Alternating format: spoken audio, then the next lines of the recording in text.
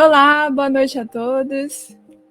Estamos aí, mais uma segunda-feira de estudos, com esse tema, um tema pedido, viu, gente? Um tema solicitado, muito requisitado ultimamente, aí nos atendimentos do Edson, aqui nos meus atendimentos, porque as pessoas começaram a ter um pouco mais de interesse de se automedicar, de se autocurar, de se avaliar melhor diante das circunstâncias do mundo.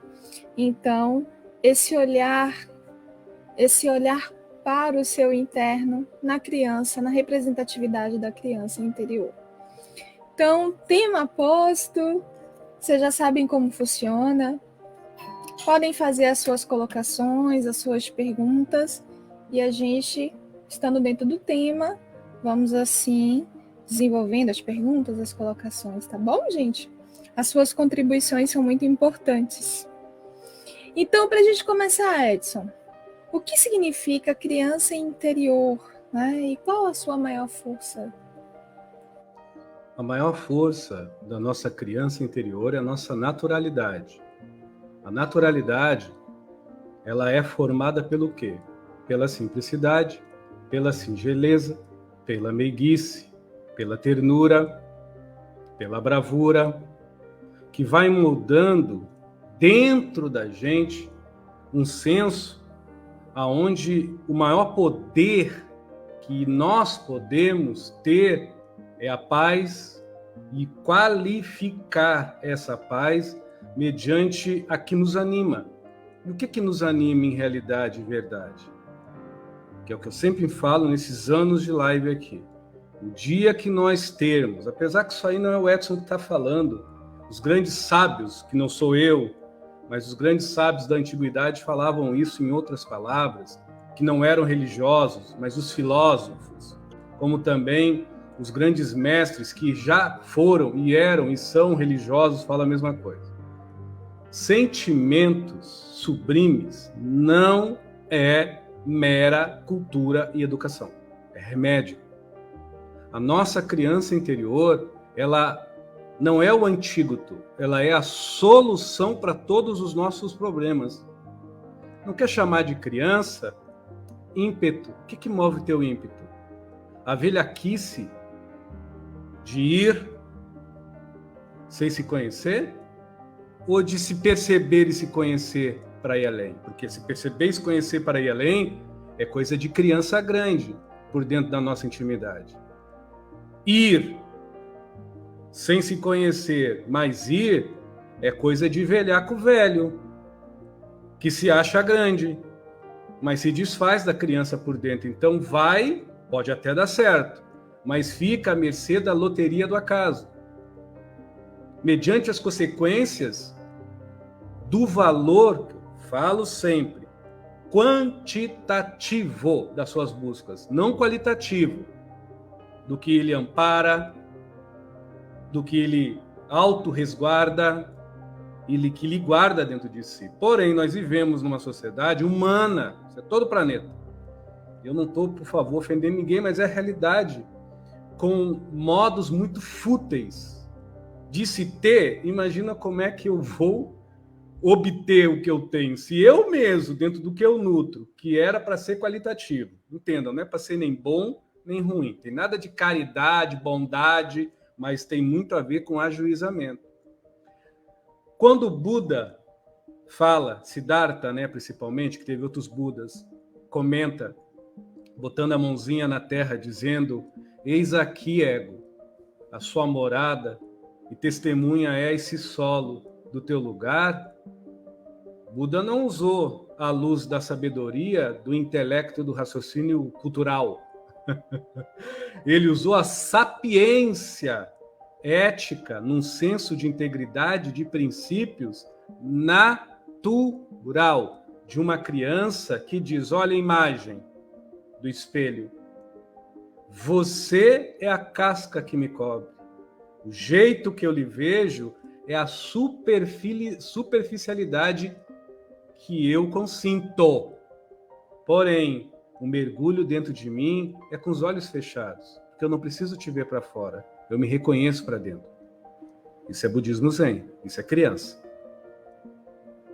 Se nós vermos para o lado de Jesus, dentro do cristianismo, vem as minhas criancinhas, é óbvio que ele não está dizendo que o reino dele, nos céus, é feito de criança que rola no chão, que come doce, é coisa de São Góes Damião, que são lindos essas entidades, que por caridade vem assim.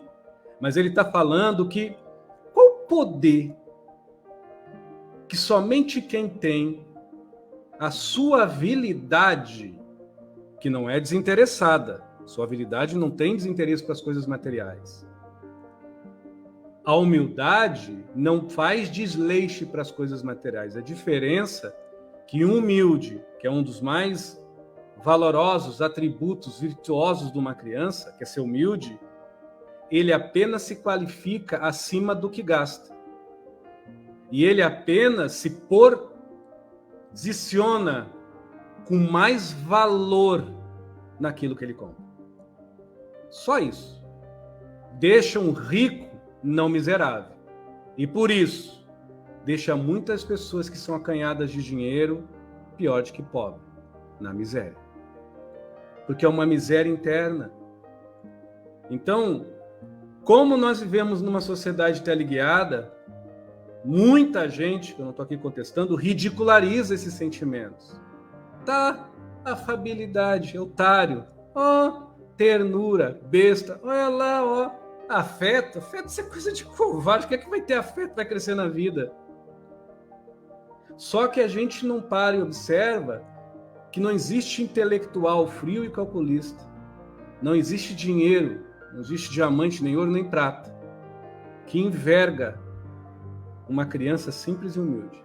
Tendo ou não dinheiro, ela tem o que ela mais necessita, o empoderamento dentro de si, de falar para o mundo daquele que tem ou não dinheiro, de falar para o mundo daquele que luta e se escarneia pela verdade, de uma forma exemplar, sorrindo pelos olhos, suspirando, até passando fome, mas eu tenho paz. Você que está me olhando aí, eu já passei por isso. Por pessoas que infelizmente eu não gostava, até hoje tem algumas eu não gosto, mas mudei muito o meu olhar, porque cada um tem o seu rumo, tem gente que vai para o lado direito, tem gente que vai para o lado esquerdo, tem gente que gosta de lá de cima, tem gente que gosta de tocar lá embaixo. São as escolhas, são as antipatias, são as empatias, né? Cabe eu me simpatizar de verdade pela minha paz e escolher uma coisa. Não tolir a minha paz brigando com a paz alheia. E estando em paz, eu não preciso reagir, eu tenho que interagir pelo meu exemplo, porque o meu exemplo é meu escudo. Só que aí eu resumo de novo, e refino de novo. As pessoas têm isso muitas das vezes como ser bom. Como se fosse ser lúcido é ser bom. Ser bom é algo necessário. Ser lúcido como uma criança é algo essencial. Então, vem as minhas criancinhas, é como se Jesus falasse, você aí, eu tiro a tua roupa, tiro tudo que você tem, eu tiro tudo que a morte física vai lhe tolir, e vai, vai. A morte física vai lhe tolir tudo que você tem na superficialidade, que a traça come, que os vermes comem e que o tempo envelhece ou fulmina e evapora. O que vai sobrar em você? Aí a pessoa vai dizer, não, nem termina Jesus de falar, me enterra porque eu já estou morto. Agora fala para uma criança de verdade, a de Cristo, ela vai dizer o que vai sobrar, o que eu mais preciso. Eu, Porque ela sabe que tudo que Jesus falou não é ela. São coisas utilizadas por ela. Essa é a diferença de um ego bem usado por uma criança que tem a nobreza e a grandeza de, mesmo talvez não ter muito estudo, mesmo passando trabalhos na vida, ter a nobreza de dizer: eu utilizo, eu não sou utilizável. Eu descarto, eu dispenso, mas eu não desfaço. Mas com certeza a minha paz não é descartável. Então a criança interior não é o que é bom e também não é aquilo que foge do mal. A criança interior é o correto do nosso melhor. São os valores qualitativos, existenciais na nossa interioridade. E ela está cada vez mais sofrida e doída porque a gente quer existir por fora, sobreviver por fora e ser, sei lá, qualquer coisa por dentro, a não ser o quê? Intestino grosso, bexiga, baço, rins. E quem acredita na espiritualidade, né, para não ficar feio, joga na mão do Cristo a esperança de uma vida melhor amanhã, ou joga no colo de Deus a misericórdia mediante os seus pecados, ou dá para os seus mentores a responsabilidade de dirigir o seu próprio discernir, o seu próprio ir e vir, o seu próprio se emocionar, o seu próprio sentir, e se duvidar hoje em dia, até o seu respirar, mediante ao compasso do marcapasso que se faz na multiplicidade de escolhas, desejos e vontades, vazões e raríssimas elucidações realmente razoáveis com o bom senso e o raciocínio, onde tem o predomínio da lucidez, de vivenciar a sua própria vida em intimidade e com outra em paz.